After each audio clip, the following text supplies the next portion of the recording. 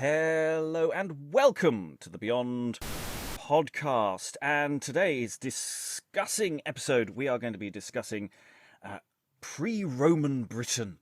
Yes, we are going to be looking at Brutan drama, I believe is the term. We'll get more on that in a moment.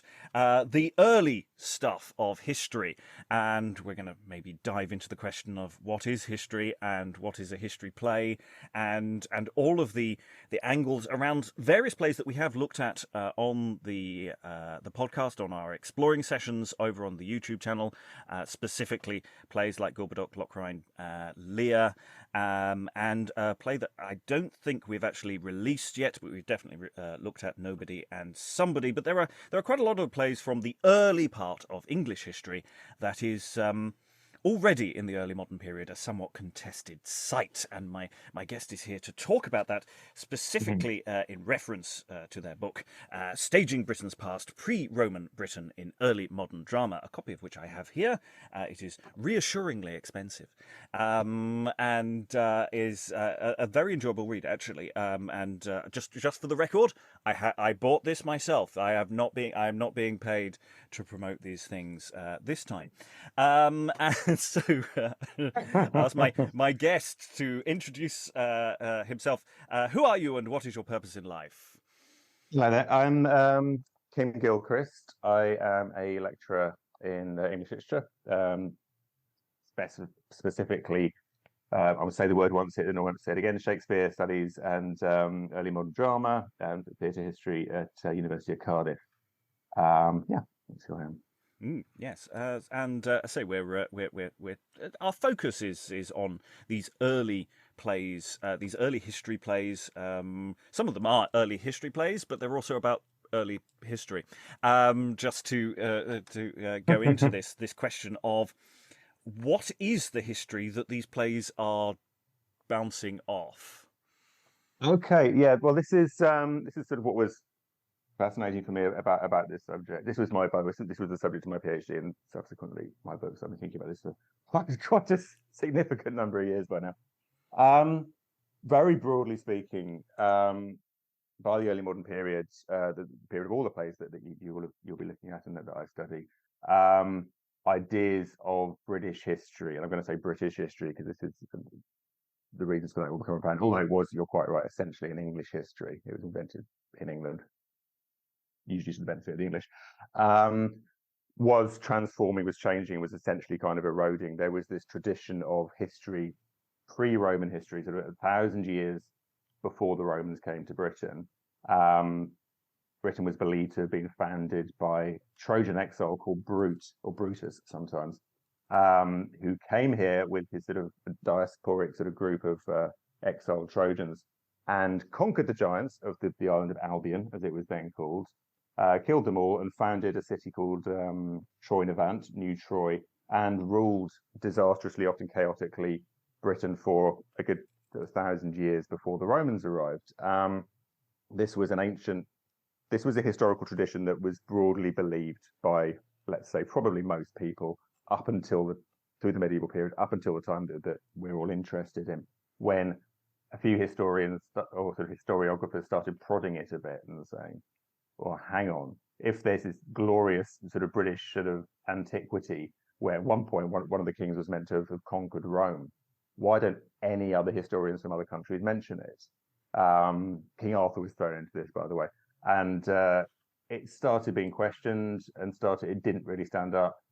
And broadly speaking, this sort of widely believed tradition of many sort of King Lear's one of these kings, it fell to pieces. It had been, I'm simplifying, but it had been invented by a lay cleric called Geoffrey of Monmouth, quite a famous name, in probably the early 12th century, and through the sort of the peculiarities of history, I guess, had spread out into popular culture over the following centuries to sort of be absorbed in the way that people wouldn't have questioned the idea of King Lear being a historical king, or Gorboduc being a historical king, or Locrine being a historical figure, the way that we wouldn't question what we accept as sort of lived history. But it precisely the time that all these plays were being written and performed, that was all falling to bits, and historiographers were getting better at doing history, at checking evidence rather than trusting tradition. and it all crumbles away over about a century, and you're left with nothing. There was nothing. But now we know, obviously, we know something of the history of sort of pre-Roman Britain, but at the time there was simply what one writer at the time called a vast blank on the history of our country. There was just this sort of abyss of nothingness, of empty space where there had been a history. So it's quite a disturbing thing to happen in the sense of national identity, historical, and it severed Britain, England, really, from the idea of being descended from Trojans, which was quite a nice thing to, that sort of put them alongside the Romans and various other sort of, it was quite a noble, honourable, grandiose tradition to have. So it's quite destabilising, I guess. And because it is embedded. It is embedded in so many texts. I mean, you mentioned Troy Navant. That's right. That's right. You will hear Troy Navant coming up. It comes up in Lord Mayor's shows a lot. We've done a lot of civic pageantry. Absolutely. And there are conventions that and stories that people would know, not just from theatre or literature, but embedded in the culture of the time. And people discovered that none of this is necessarily true. None of it's true. That's absolutely right. What's really important about it, wasn't always written about in this way, sort of by scholars maybe, is that you're absolutely right. It saturates popular culture. So it's there in ballads, it's there, as you say, in plays, it's there in almanacs. If you bought an almanac, it would often have a little, one of the most sort of frequently sold common publications of the era. It would often have open with a little timeline of world history with about sort of 12 dates on it. Number 1, world creators. Number 2, Garden of Eden. So it goes down like that. And it would often have Brutan's Britain. It was embedded at that level of sort of. It was just assumed. But what is important at this stage, when you read sort of accounts of this period, is that because it's often people looking at intellectual history and sort of elite history, they'll say, oh well, then the historians worked out that it was all a load of nonsense. And everybody shrugged their shoulders, said how silly we were, and moved on. And that's not what happened. There's a huge conflict between the sort of the historiographic avant-garde, people like Camden, who are saying, I've looked at the evidence and I don't think this is true. They're being very careful about it. And there's a huge resistance that books are written in support of Brute. It's called unpatriotic not to believe in him. It's seen as sort of being, foreign interference and subterfuge for sort of Britain's glorious history, all this sort of jingoistic, nationalistic kind of stuff. But at another level, for a lot of people, I think they just would have been unaware of these discussions. So I'm interested in, say, a play like Locrine or Nobody and Somebody or Lear, either of the Lears, that you've got different audiences having different experiences at different times, depending on their let's say, their educational background, their social class background. Somebody going to see it, especially if they're from Leicester. Lear was meant to have been King of Leicester.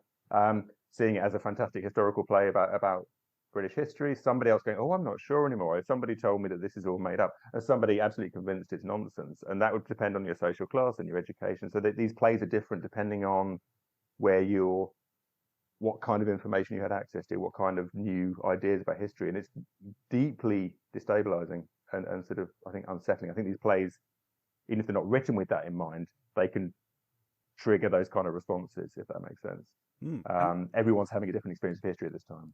Yeah, as we still do in certain ways. Well, yes, I mean, history is forever a contested site. Right. But what's really interesting as well is the discontinuity, as it were, in terms of the styles of the plays that we have. It's not like some other, history plays where you have a sense of a narrative flow and a sense of stylistic similarity. They're all very, very different. We've got we're primarily for this podcast looking at 3 into 4 of these plays.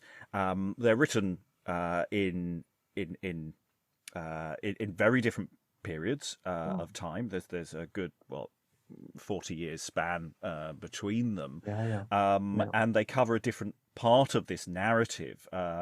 We've got a lost play. I say we've got a lost play. There is a lost play that covers the very earliest arrival of Brute as he arrives and kills some giants. And killing giants is something that people, I say, for the on the streets will have seen this kind of thing a lot. The appearance of giants and the fighting of giants is a very visual thing.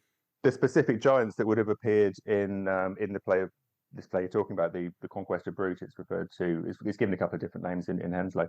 The giant, the leader of the giants in that play, or who Brute was meant to have conquered, is called Gog-Magog, Gog-Magog, however one pronounces it. And that's literally the same name of the giant in the Lord Mayor's pageants, in the London pageants. So, and Corineus, who was the other giant in the pageantry, was the sort of Trojan general who was supposed to have wrestled Gog-Magog to the ground and killed him. So they're literally the same figures as people would have seen going through the streets in the pageants, annually, I guess. But then with the plays that we have, there is a sort of through line. And I suppose this is the through line that Jeff, as I think I'll call him, was seeding in these stories, which is don't split up the kingdom. Because you could argue all of these plays basically have the same plot, which is don't split up the kingdom. But they do do this story in very different ways. Do you want to talk about, because you mentioned this when we were sort of in our little sort of preamble, chronologically in terms of the heavy quote history, or chronologically in terms of the plays? Well, that's because as you said earlier, there are different chronologies here that it gets very well, let's state for the listener the order of which they should go chronologically in terms of the story. So we have the Conquest of Brute, we have Locrine, we have who is literally the next in line after Brute, or Brutus in that play. Then we have a few gaps, and we get to King Lear and his daughter. And daughters, and then we end up with Gorboduc. But in terms of production, it all kicks off with this quite well-known but not often staged play, Gorboduc, which is one of these milestone plays in the history of drama. I think it's really significant that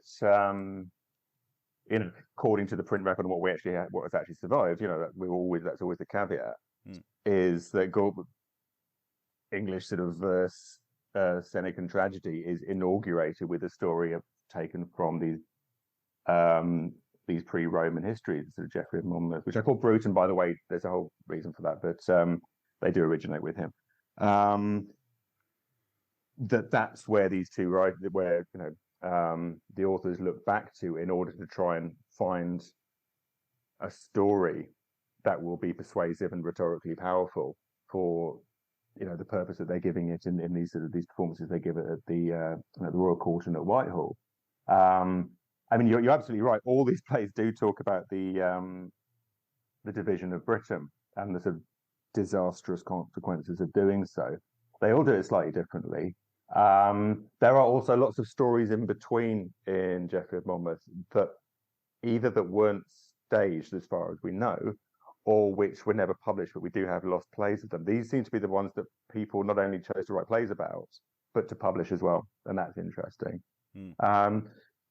So other stories were staged or were just ignored, and they weren't interesting. Because we or know the stationers, let's say. We know there are other versions of the same story of Gorboduc. We know that because its other title is Ferrex and Porrex, or Porrex and Ferrex. That's right. Of which there are other plays have done the same theme. Well, they're churning these out the rows in the 1590s. There's a Ferrex and Porrex. There's a Molmy just done Wallow, great name, who's the king, who sort of directly follows the 50 years of civil war that come in Gorboduc. And there's a sense of, Thomas Hayward writes about this, but they were putting a collective London-based project to stage the entirety of history, as it was understood at the time. We have patchwork sort of fragments of that left, But yeah, Gorboduc it's the end. It's at the opposite end of what we'd call the Brutan, the line of Brutus, which begins in the Lost Play, conquest of Brut and is shown sort of establishing itself in Locrine, that comes crashing down in Gorboduc, which is where Gorboduc divides obviously Britain between his sons, with catastrophic consequences, 50 years of civil war, and that's the end of the line of Brut. So actually, Gorboduc, although it's inaugurating something in terms of drama, it's staging the end of something. It's staging the end of the first, in heavy quote marks, the first sort of what do you call it? The first British royal dynasty. Because it's such a bleak play. I mean, for those who haven't watched any of our exploring sessions, it is a very dark, unremittingly dark play. It's very, very formalized. It's a neoclassical drama, so there's a lot of long speeches. I just for the record can say I absolutely adore it. I think it is a fascinating piece of work, and I absolutely it's really fascinating. Yeah, and I think it has legs as a vehicle. It's just it's not a fun evening in terms of, like, there is no humour in the play at all.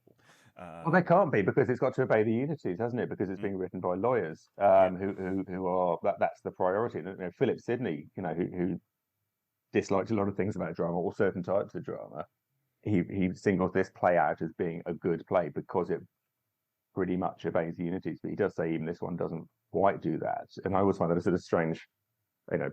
Most early modern drama completely ignore the unities to the benefit of the drama, I think, but this is what they're trying to do, which is why it's a bit of a slog in certain ways. But if you're expecting a play to do certain things, but it absolutely gets its message across. And what's interesting about Gorboduc is it really engages with historiographic theory.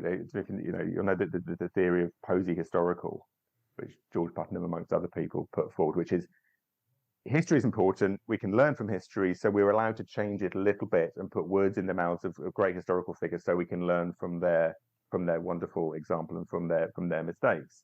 So it's all right to sort of to bend and shape and expand the story we're telling beyond the evidence that we have, as long as we're doing it for a really good sort of rhetorical, valid, noble purpose. And that's what Gorboduc. I mean, Gorboduc, the king, all you get in the actual chronicles is his name. It doesn't talk about him at all. It just says he divided the kingdom, and then what you get is the story of Ferrex and Porrex. Here you get in the play the entire sort of rhetoric, which is of course written by lawyers. This is what they're interested in, the process of good and bad counsel, and a rule ignoring good counsel, that shows how Britain, the Kingdom of Britain, ends up in this catastrophe. They give it a full psychodrama within the family unit. You've got him, you've got his wife, you've got the two sons, you've got their counsellors. I mean, I always feel the two sons that they're actually, when they're being given bad counsel, they're actually just playing computer games, and they're really not interested in anything else. But then they get these one, and everything just falls apart, and it's I say it is that sort of full stop end to in the sense that yes, history picks up again at some point in the future, but kind of after Gorboduc, it's just chaos. It's chaos, and it's a very long period of chaos, and it is the end of the line. You do get a new line, because the performance of history never ends, and the audiences know this. They know that at the end of a happy play, they know what's going to come next. It's something like the end of Lear. It's happy because everyone's reunited, but anyone who knows a bit about the history or heard the ballads or read the books knows that Cordelia is going to be dead in a few years. She's going to kill herself because Goneril and Regan's brothers are going to revolt and take the throne. So it's always temporary. The happiness is always temporary. The peace is always temporary, or the war is always temporary. And at the end of Gorboduc, you do get Monmouth's Dunwallow sort of rising up from the ashes and reuniting Britain, but at the expense of this this particular dynasty. And I guess that's the message that's being sent to the crown or to Elizabeth. That's one theory, anyway. Yes, you need to secure the because Gorboduc appears early in the reign of Elizabeth, and functions for a series of at the time, very specific political reasons as well for the original event. Because, of course, the script we have for Gorboduc doesn't actually fully reflect the performance of as it was originally performed, because there's at least one scene that has been completely rewritten, because at the time it was basically, don't marry this guy, marry this guy, is the explicit point of the performance in front of Elizabeth. And you can do that in front of Elizabeth. You can't print that. Absolutely. And there are other little these plays also. There's some we'll talk about this in a bit, I guess. Locrine does something quite strange as well in relation to Elizabeth, which maybe we'll talk about that in a bit, in relation to female rulership, and how it represents or misrepresents female rulership. There's a. Well, I think that it seems like that's a good segue to skip to Locrine. I think we can. Again, that's technically the beginning of the story, as far as we have it, in terms of it opens with the death of Brutus in the text, and it's about what happens. Actually, one of the weird things about Locrine is that, as I was saying, the story is. The don't divide the kingdom. Actually, the consequences of dividing the kingdom, though they do it, aren't actually the primary problem of the play. I'm glad you spotted that. It's really strange, isn't it? Because this was used. I mean, Henry, James VI of Scotland, then James I of England. When he becomes king, when Elizabeth dies, he wrote a book of sort of advice to his son, Basilican Dorum. And when it was republished in London, when he was about to become king, there's an added passage where it says, don't divide the kingdom, don't be like happened in the time of Locrine. But you're absolutely, a lot of rhetoric, even in the Lord Mayor's sort of shows and things, or specifically Triumphs of Reunited Britannia, they behave exactly as you're saying, as if Brutus's decision to divide Britain is what creates a disaster, and it isn't actually. It's fine, and then there's an invasion, and then Locrine has an affair, and his Cornish wife Gwendolen takes exception to this and invades him and kills him and everybody else. But that's nothing to do with the division of the kingdom. It's interesting, isn't it?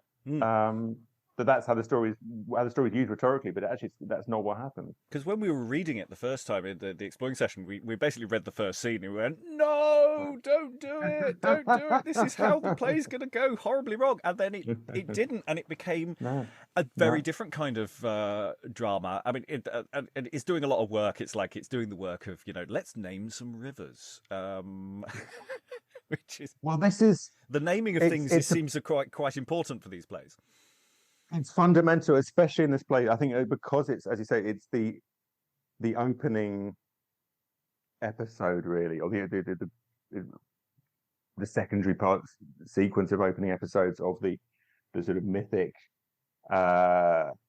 foundation of Britain, and the naming of things is absolutely essential. That was a sort of an early modern theory that founding. If you get back and find the name of the person who founded something, or the nature of the person who founded or invented something, that would tell you something about the nature of the thing itself.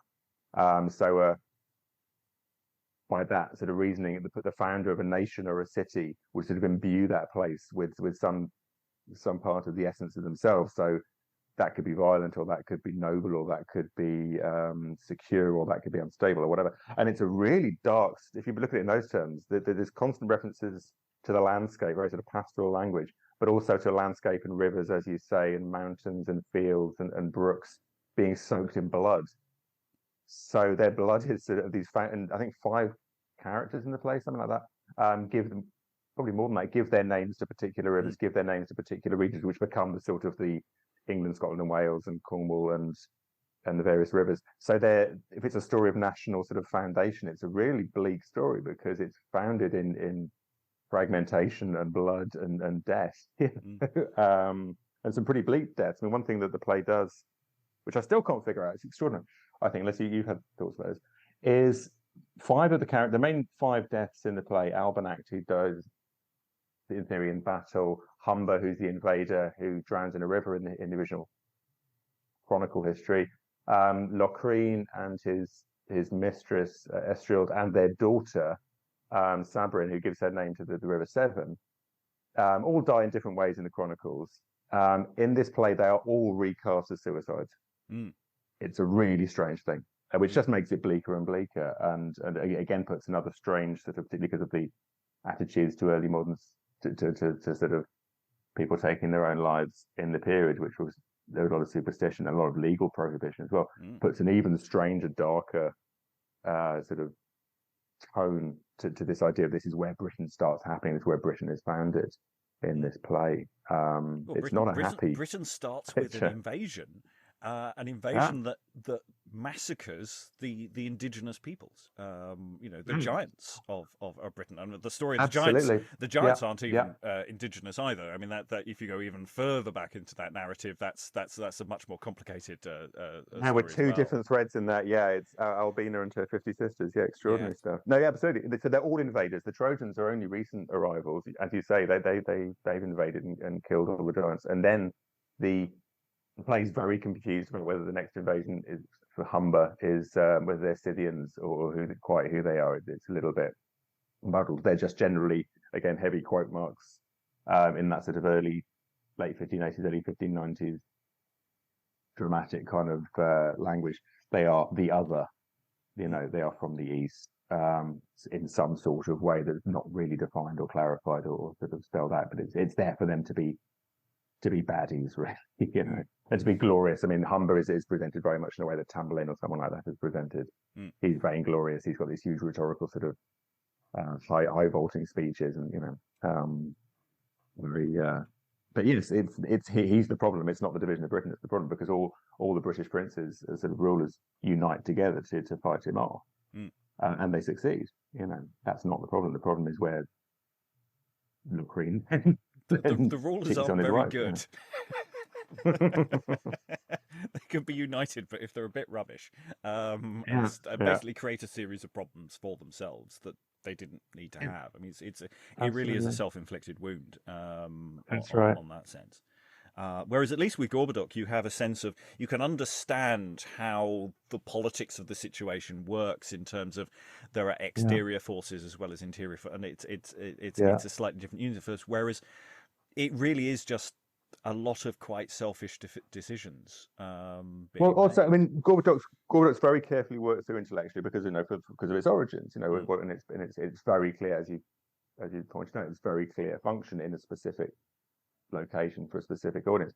Locrine is, I think the play's editor said, I think quite rightly, it's pretty much impossible to find a coherent political motive or message in Locrine because so much happens. It's very episodic, and it sends out so many conflicting messages about pretty much every aspect of how a nation might be ruled, or how ruling class might not conduct themselves. And it's shamelessly playing to, I think,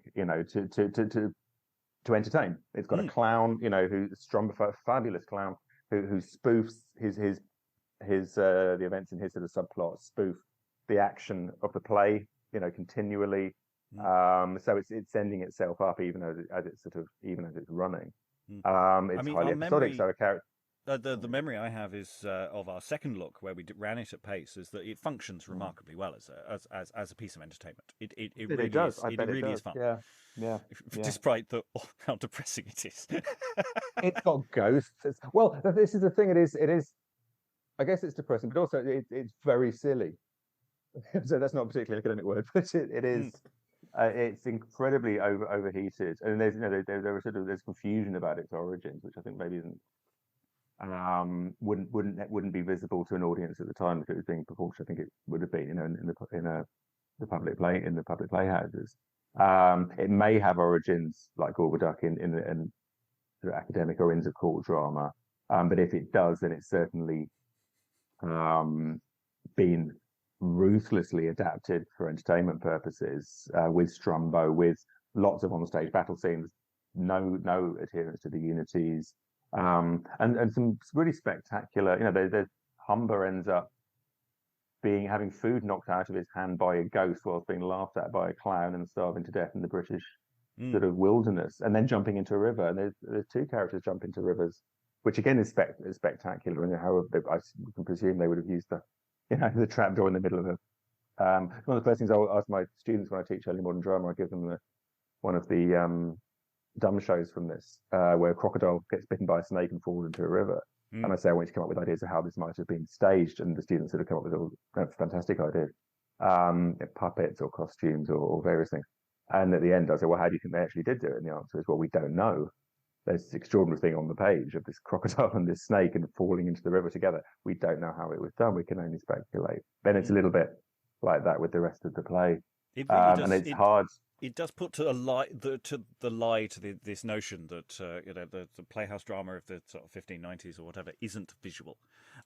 It's entirely visual. Yeah, no. I think in the book you've probably seen. So I've speculated that this is sort of thematic, right? That Humber is described as wearing blue, or having a blue sort of flag or sort of standard with silver sort of lines on it, and I sort of speculate that this is sort of pre-dramatizing or sort of a dramatic irony. He's going to end up becoming a river because he jumps into the river, he drowns in the river, and he gives his name is given to the river that becomes the River Humber. So even the colours of his costume is anticipating his eventual role in history, maybe. But the visual, I think we lose a lot when we read, which is why staging these plays is so important in terms of the powerful visual tableau they could present. The last tableau, which I am endlessly fascinated with in this play, is the child Sabrin standing over the bodies of her recently. Of her parents who've recently just taken their own lives, surrounded by an army. So let's say probably 9 or 10, 12 actors, depending on the day and whether it's on tour or anything else, with the Queen, Gwendolen, standing over her, sort of cackling and saying, I'm going through all the way she's going to kill her. And this child, it's quite a long sequence. And this child, this obviously a boy actor, performing as Sabrin, stands up to and argues back and talks back against Gwendolen. But if you imagine the stage tableau of those two bodies, we tend to forget dead bodies on stage if we're reading on the page, but they stay there for a long time till the end of the performance. And then Sabrin ends this by jumping into the river. It's an extraordinarily powerful visual image of unequal power balance between two women. That is almost entirely lost on the page if we don't remember how visually striking these plays could be, and how important that sense of pageantry and spectacle was, in a way that it isn't in the same way with a lot of Gorboduc, let's say, because it can't be, because it's a different kind of drama. Well, Gorboduc it's designed for indoors. It does have dumb shows. It does have visual. Yeah, of course, absolutely. Yeah. But they're That's sort right. of segmented in the sense that you have very elaborate dumb shows, but then you have some people standing on stage talking to each other. But the Queen also has elaborate dumb shows. Of course, it's got sorry, I really like the Queen. It's got absolutely everything, hasn't it? It's got these absurd dumb shows with crocodiles and mythic figures and Arte, the goddess of chaos and destruction, who comes on and explains every act. And then comes on at the end and gives the epilogue, where she seems to blame Estrild, the mistress, for everything, and she says because a woman was the cause of all that happened here, but she's nothing like the Queen, and then sort of apologizes to the Queen and wishes her a long life. It's a very strange thing, very strange way to end the story of British foundation. Like you were saying, it's not sort of. It's not clear. It's not the division of Britain. Something's caused all this chaos, but there's no quite centre to it. And the play can't quite decide who it wants to blame, I guess. Although it does end up blaming a woman, which is typical of the time, I suppose. Yes, I mean it's again it's that contradiction of a play that is quite female centric, but is also quite misogynistic at the same time. It's highly misogynist, absolutely, yeah. Although I would say my students really find a lot of interest in Gwendolen, who is presented as a sort of an excessive. Female rulers are often presented as excessive and overly violent and in the drama and the culture, literature of the time. But Gwendolen, nonetheless, is sort of cheated on and betrayed. More importantly, she is politically disenfranchised, and her son is disenfranchised from the royal line potentially. So she goes back to Cornwall, where she's from, and raises an army. And brings it back and conquers Locrine and reclaims Britain for her son. And in the Chronicles, although this isn't emphasised in the play, she rules for several years in his minority as regent, and the Chronicles say she ruled incredibly well, made good laws, and was a good ruler. The play doesn't say that; it just presents her as this sort of virago, but actually, the play is slightly more misogynistic than the Chronicles are, which is interesting. Mm. So Locrine sort of, in terms of chronology of production, lives somewhere in between Gorboduc and Lear. They're sort of relatively on top of Lear, to be fair. It's only a few years. Different. Seems to be. Yeah. And again, it's a playhouse drama. But Lear chronologically lives between Locrine and Gorboduc in terms of the story it's telling. It is sort of middle period, I suppose, of the history of. I think he was 10th in line from Brutus, I think Lear was, if I remember, something like 9th or 10th. So it's middle period before Gorboduc. Yeah. But again, it's tonally a very different play. It is doing a very different job of work. It ends on a relatively positive note, though, as you noted earlier. Anyone who knows the history knows that stuff is going to go down after the play ends. That's right. Well, the play ends in a very it's a very light play in so many ways. It's a delight, really. I mean, broadly speaking, I'm very genre skeptical and genre resistant at this stage of drama. And I know people were naming plays in terms of genre, but it seems as often as not to be a sort of publishing tactic, maybe. And Lear, maybe it's called the true chronicle history, or the true history of King Lear, and it's also a romance in terms of structure. Lots of things in it that aren't in although the story of Lear and Cordelia is actually quite fleshed out in the Chronicles, a lot more than a lot of the other stories. And you often find that stories that were adapted to plays do have more space, are given more space in the Chronicles, so there's more you can lift out and adapt. And there's a lot of direct speech given to Cordelia here, for example, in Geoffrey of Monmouth. These sort of full speeches that a dramatist could just sort of come out and adapt. So maybe that's one. This was a hugely popular story in its own right. Anyway, there was a ballad of it. So, but it's a romance. Maybe there are extra characters thrown in. There's a wicked counsellor. There are often wicked counsellors, possibly to take the responsibility, I think, to take responsibility away from the monarch, but also to show how counsel works. Maybe there's the King of France gets a lot more of a role in it. He's got a sort of a roguish, clownish sidekick who's quite fun. Though I should point out, maybe it's more the King of France has his role sidelined later on. Might be another way of putting it. No, true. No, you're absolutely right. But also, I mean, larger role than he has in the Chronicles is I guess what I'm getting at. People get disguised themselves as pilgrims, which is a romance trope. There's they're the two very good friends. It's a much lighter, and Lear is relatively just sort of foolish rather than actively malevolent. He comes to his senses pretty quickly, and it's a nice play, and it's got comic scenes in it as well. There's quite a few comic moments. Lear has this sort of double act that it's very Last of the Summer Wine esque at times, that he and his companion are sort of bumbling on, just going, how's the journey going? The sort of middle section of the play is sort of pivots on their relationship and their encounters with other people. I found. Yeah. But it seems to be taken fairly sincerely, and it was, and the scene, the reconciliation scene with Cordelia it drags on for ages. Actually, they keep kneeling before each other. One of them stands up and says, "No, you must not kneel before me. I'll kneel before you." And they say, "No, I'm going to kneel before you." And that goes on for quite a while. So there's lots to sort of, be amused by, I guess, and that could have also worked at the time. It's often really hard to tonally read how these plays would have been presented at different times, because it's possibly late 1580s and early 1590s, but it's published again in 1605. At a moment when as a sort of story of British division, it might have been considered newly relevant. With the new king coming in and James VI and First wanting to bring together England and Scotland and to unify them. So it has a life in print, a good possibly 15 years after it's being performed. So we know it was performed, of course, at the Rose, because it turns up when the Queen's Men, I think, have a residency there. That's right. Yes, so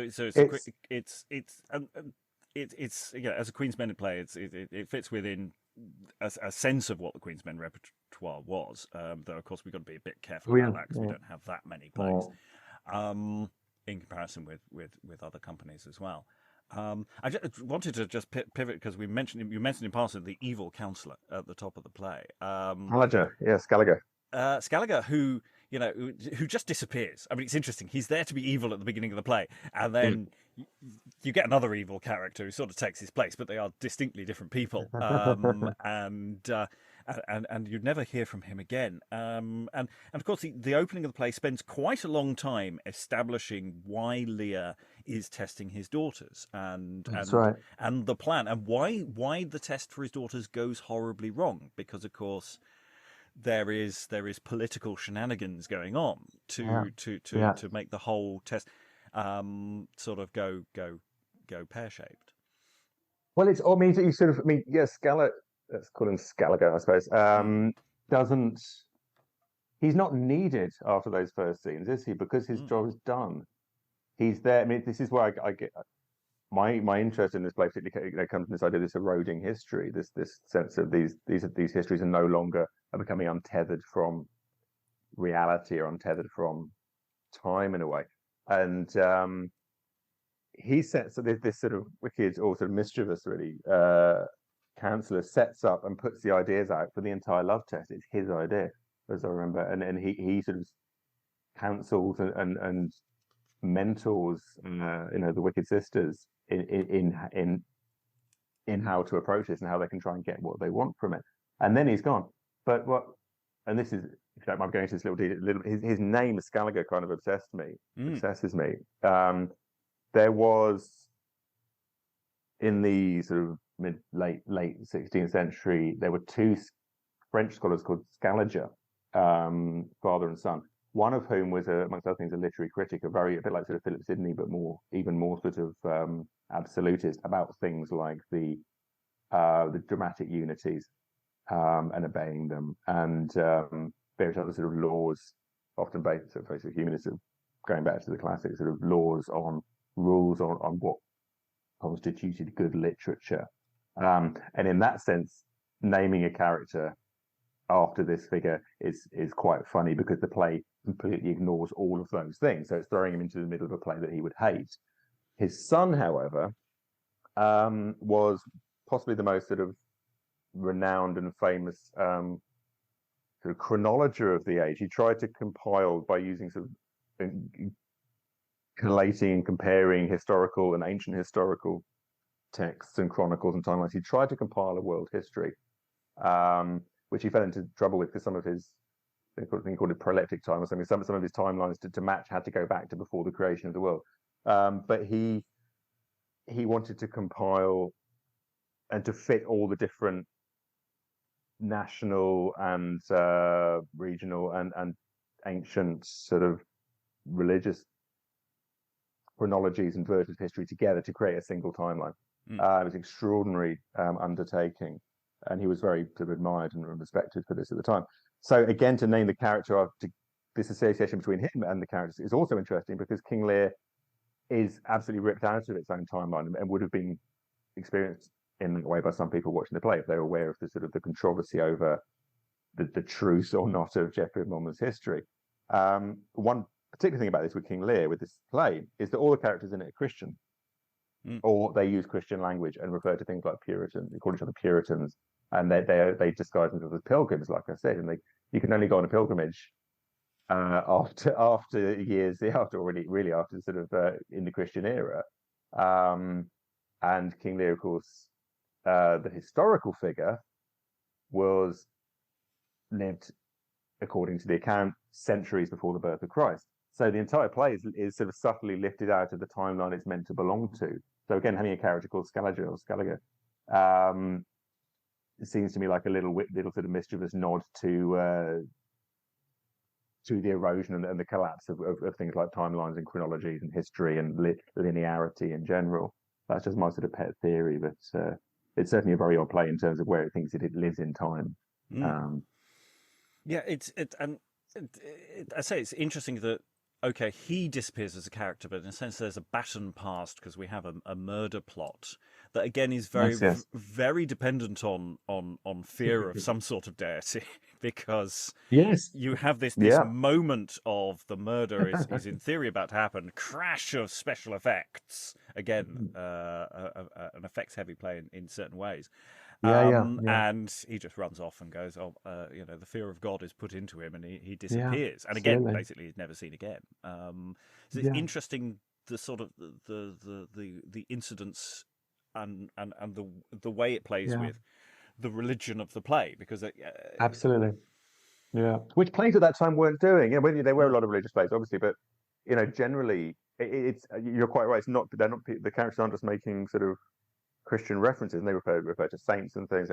It's within a Christian cosmology, as you say. The supernatural intervenes, the divine intervenes.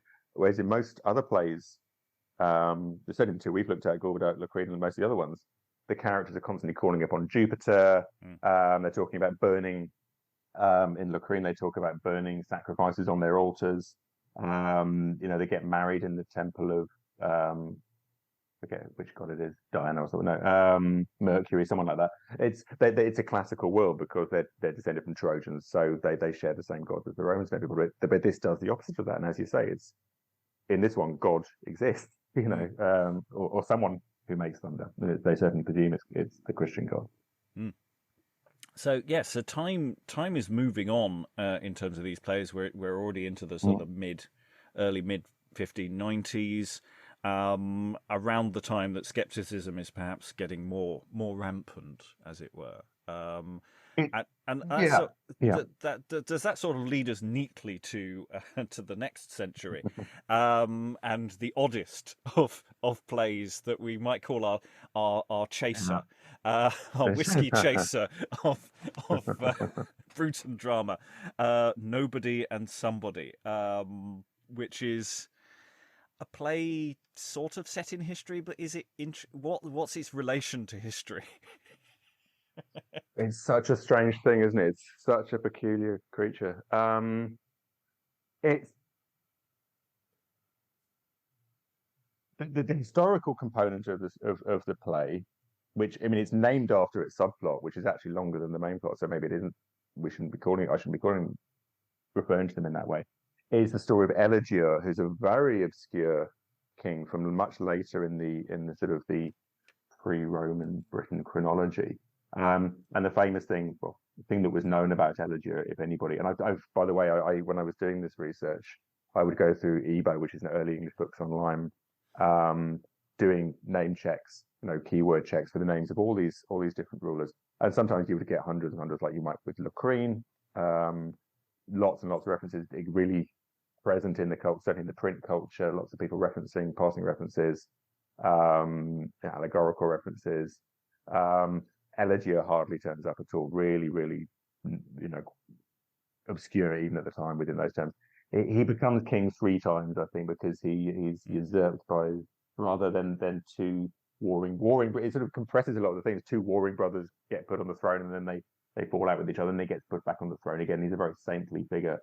Or sort of pre-Christian saint. What I love about him is the fact that he just wants to go want to away. be king. He just, don't make me king again. Don't leave me alone. I just want to go over here and be, do nothing and pray. They absolutely. He's this very sort of mild, meek character. And then there's, one through line actually, which we probably don't have time to talk about here, but I'd like to put into people's minds, is the fact that I think almost all these plays have somewhere a Duke of Cornwall, and that there is this extraordinary continuity in how Dukes of Cornwall and Cornish figures like Gwendolen and Corineus and the Queen are represented. There's a Duke of Cornwall in this play as well, who's very forceful. He's a force for good in this one, or as they all are, often a force for sort of stability and bringing about, even if it's through violence, the status quo.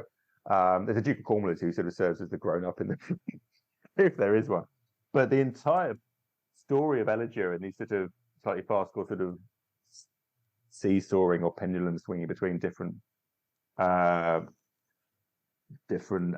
people becoming king for brief periods is the quote subplot of the title character, nobody and somebody, who are there, exist entirely. I'm sure your listeners know this, but the one of the rare playbooks of the period to have a woodcut on the front, which would have been more expensive, of, it's believed, the actor playing the character nobody, in his costume, which is basically a pair of trousers going up to his neck because he has no body. And on the back or inside, you've got somebody whose trousers somehow whose belt goes down to his ankles because he's got lots. But most of the play hinges on that pun, and using it for satirical purposes. It is a never-ending pun as well. Oh, it is like God. Every single time, and we had this lengthy discussion, and I apologise to the listeners. These videos aren't actually out yet. I might put them up in the release order, but we have recorded a look at Nobody and Somebody. But it was this discussion of going, is it the kind of joke where it stops being funny and then it becomes funny again because it's just so unrelenting, or is it just these clowns just couldn't stop doing these jokes? Well, it got published, didn't it? No, it's relentless. But it's a huge. Nobody, or Niemand on the continent, is a hugely popular figure. And this play, I think, was translated. One of the plays that turns up in a German translation. Yeah, so it's been performed by English companies, probably German companies, on the continent. I mean, the pun doesn't work in Dutch or German. Niemand doesn't mean body, so the costume doesn't quite. Unless, I mean, something I'm happy to be corrected on that, but that's my understanding. The satire is, oh, who's been taking care of the poor? Nobody's been taking care of the poor. Oh, that's good. And then nobody turns up and goes, yes, I've been very busy taking care of the poor. The joke being, of course, that in the society is corrupt and nobody takes care of the poor, nobody mends the roofs, nobody takes responsibility for anything, and somebody is the villain. What I was interested in with this play, in how it relates to this moment you're talking about in the early 17th century, although there is some discussion, as there always is with things, about exactly when the play was written, rather than obviously it was published in 1606, is how, in terms of this slow erosion and the vanishing and the uncertainty around these pre-Roman histories, these figures becoming sort of evaporating from the historical record and from the culture in ways that were quite distressing or disturbing, certainly for people who believed in them and wanted a particular type of national history. What it means to watch a play with some of these figures, Eligier being the main character, in a play where they're totally upstaged by somebody whose name is literally nobody. It becomes infectious. The sense of nothingness and nobody and being nobody and not existing becomes sort of it starts saturating the heavy quote historical story as well. And the prologue to the play runs through with the sort of I can't quote it directly, but the lines like, who of nothing can something make? Nothing can come of nothing. A line that might be familiar. And it starts out with this idea that they're going to try and make something from nothing, but essentially, anything that comes from nothing will always, in essence, be nothing. And I think that's a really interesting and sort of destabilizing context in which to throw kings from this history, just as it's under doubt, as it's sort of disappearing from the record and it's being rejected. Because, of course, Eligier and Locrine and Gorboduc, they do come from nothing. They're not historical characters. They're inventions. And more in the drama this time, I think the idea of nothingness sort of infects them. And by placing one of these characters, Eligier, and the other kings in it, not just alongside on stage a character called Nobody, but actually having him dominate and upstage them figuratively, not literally, sort of stages the disappearance of these kings from the historical record. They're being subsumed by somebody called Nobody, who is nothing. That's a very sort of figurative, allegorical reading. I think it's what the dramatist would have intended, but I think it's there for people who may have been sensitive to these things and thinking about these stories at that time. Yes, because there are a fair number of plays from around about this point where shall we say, the comic subplot ends up being the title. Whether it was Now, originally the title is another matter. quite. Well, that's it. That's it. Yeah, yeah. But at Yeah. least in this case, the comic subplot is substantial in the text, whereas there are some plays where, it's called Blurt Master Constable, and you're just going, he's not in it very much. So the clown had better been amazing to have made that sequence work. To Or make there it was funny. extra Yeah, yeah. business that just never made it into print, whereas here it does seem to True, be that yeah. way round. I mean, there are some little fragments of what I remember from the play of what could be contemporary sort of relevance and jokes. I remember there's a reference to Charing Cross escaping. He's getting beaten up because nobody comes to the city, and everybody gets beaten up, and that typical kind of person coming in from the regions into London and sort of experiencing all the corruption and things. And he escapes to Charing Cross, and I do remember reading that Charing Cross was particularly heavily populated in the very early Jacobean period by a lot of people who come out from Scotland, in the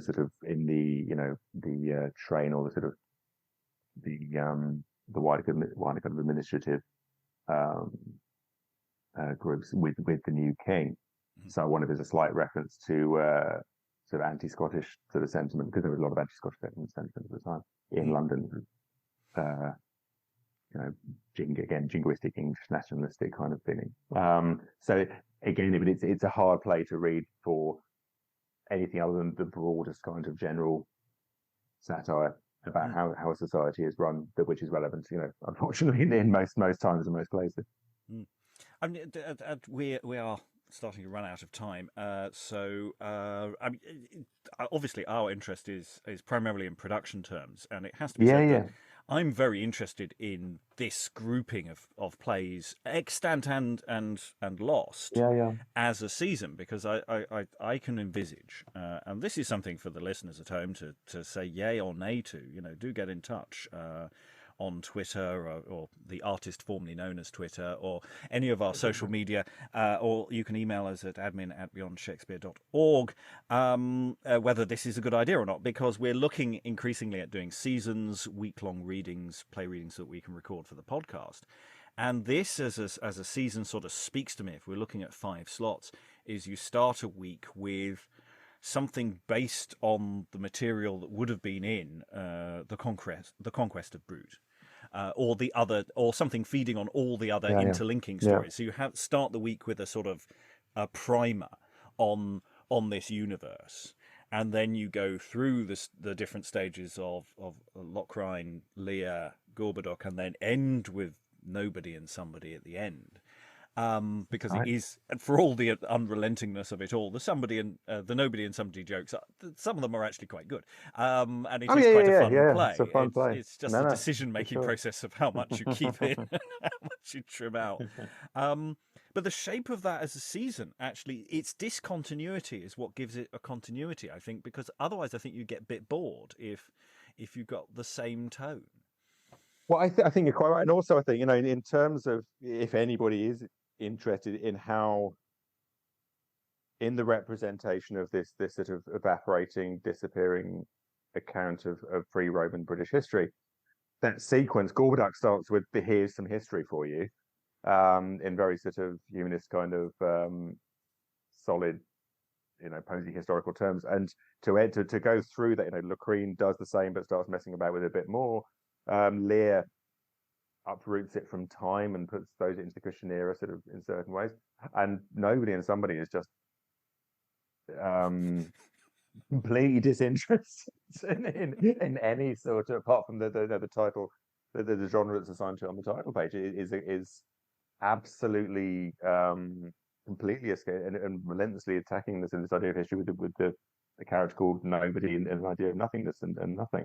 So I think that'd be a really nice sequence in that way, and also it shows. It does show the development of the drama through, as you say, stories that are broadly thematically quite have a lot in common.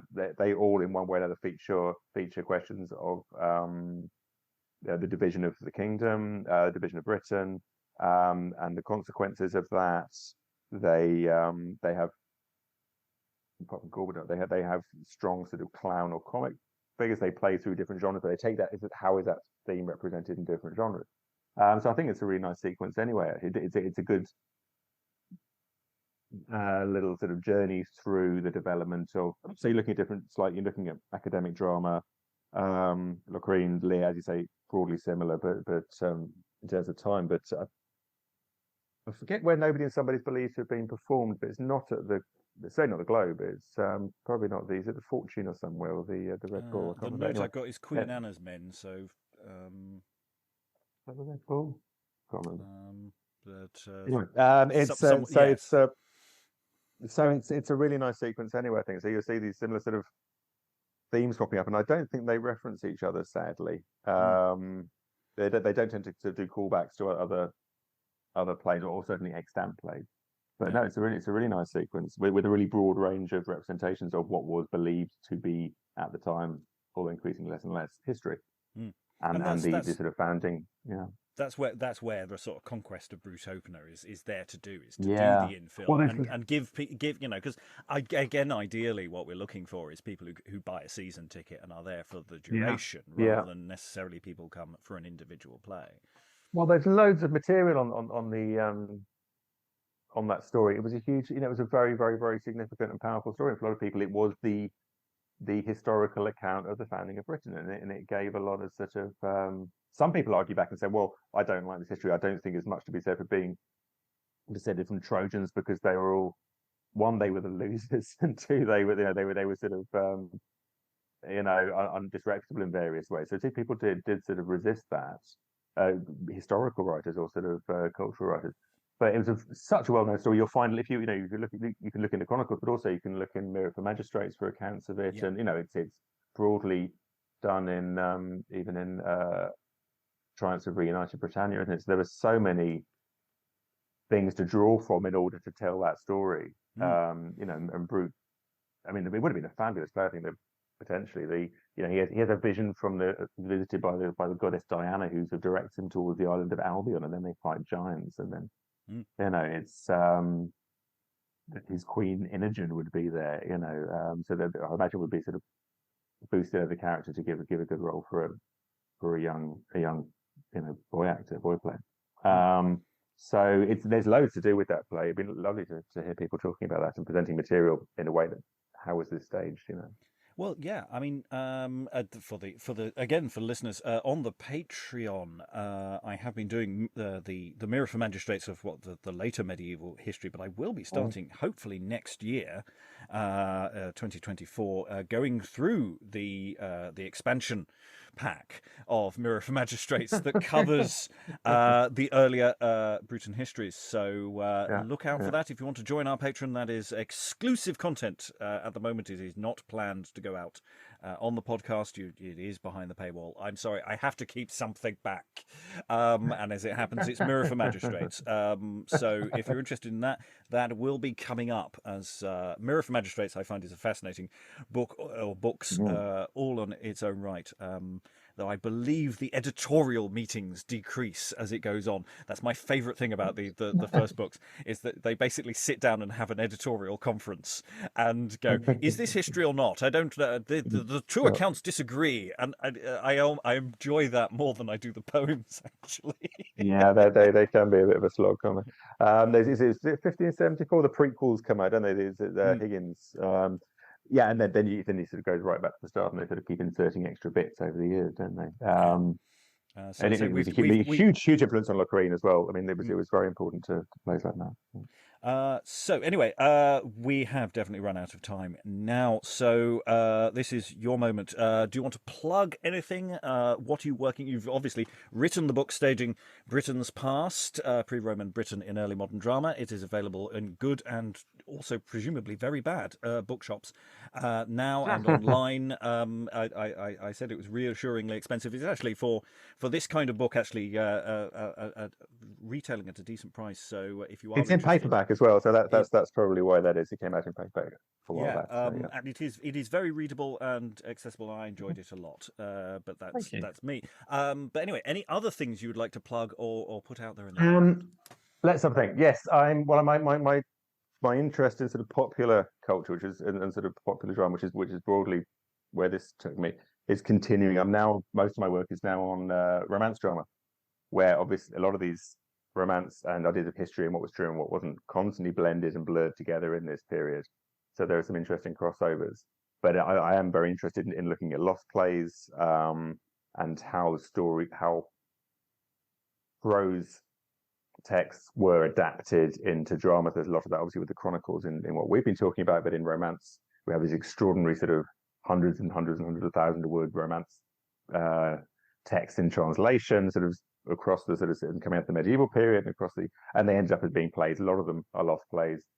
So I've been researching that towards a book on my primary obsession. I've been for nearly 10 years now, which is Musidorus, which was what I wrote my MA dissertation on and my first article. And I'm contracted with Arden to write a book about Musidorus as the most in print and in certain other ways in terms of passing references and other sort of evidence, potentially one of the most certainly the most printed play of the early modern period, but a play that seems to reach into, that's been very under-examined critically, but seems to reach into all areas of English society and performance, from the royal court to being performed during the interregnum by rural workers, or sort of in Whitney. It touches on everything. So my aim is to use Musidorus to tell a sort of parallel story of early modern drama, and where it decenters authorship, which decenters professional drama often, or certainly London-based drama, to look at performance in sort of different areas beyond London, to look past the sort of early sort of Jacobean period. There are performance records of Musidorus going all the way up to about 1699. So I want to tell a parallel story, and I'm using Musidorus as a sort of through line to bring in other overlooked plays, amateur plays, regional performance, and the way, because Musidorus was often staged by non-professionals, so the way that putting on a play within your own community could allow you to take on new roles. So I'm going to be writing about lots of other exciting plays that don't get written about much. The Apprentices of London, various lost dramas, Guy of Warwick will pop up a lot. Things like that. So each chapter will focus on a different moment in history and use a character and an episode from Musidorus to bring in some of these other dramas that were sort of peripheral to the professional drama, or to what sort of critically acclaimed drama in various ways. That's what I'm working on at the moment. I'm also, so I'm going to have to say his name if I'm going to plug this. I'm writing a new introduction for the Oxford World Classics edition of Cymbeline. And that should be out next year, I think. So that's what I'm up to anyway. Thanks for asking. Yes, well, anyone who'd like some Musidorus action, we've done first and second look exploring sessions on the play. The second look fast-paced run we did without the additions, but the first look, I think we did look at the additions as well, as we tried to decide which we preferred. What did you decide? I personally prefer it without the additions. I think it's a tighter text. I think the opening works better, and revealing the surprise, as it were, right from the off, I find quite unsatisfying, personally. I agree. Yeah, purist. Yeah. Yeah. Do you have a favourite? Yeah, I mean, I like the more subversive version, which, as you say, is the one where it's not flagged that he's a prince at the start, so you don't find out till the end. It makes sense why they wanted to sort of diffuse that when it was reshaped to be performed at the royal court. Although although there is evidence it was performed at the royal court, or was certainly revived before that, because in the second quarto there's a reference to the king. But no, I prefer it without those things. I mean, you do get a bit more mouse, I think, a bit more clowning in the revised edition, which is, mouse is like very similar to Strumbo in a lot of ways in Locrine, actually. Again, possibly written at a similar period, and we don't know anything about the authorship of either place, which throws up all sorts of interesting questions for another time and place. Yes. No, I do like the other version. I do, yeah. Yes, and it's also one that's very high on the list to return to. It fits very nicely in the season, so it's very likely that if we do continue seasonal work, where we're looking at a mix of plays, that's pretty it's pretty doable, I think, as well. It's an incredibly streamlined and astute piece of work. I've spent years looking at it, and it's usually dismissed as being, even by people who are interested in writing about it, as being essentially pretty, clunky and incompetent. And I got to say, in certain ways I disagree. In certain ways I do agree, but it does a lot of very interesting things, particularly visually and dramaturgically, in terms of the use of doubling, the thematic use of doubling. So that's something I certainly want to focus on in what I'm writing about. But again, when people like yourself are performing these things, those things tend to come out more than when it's being often read and written about by and I've been teaching it, and certainly by students, I wasn't sure how they would take to it, because it's not poetic in the sort of accepted sense, but my students have had a lot to sort of think about and talk about and write about with it. And Mouse is very popular, which is always nice.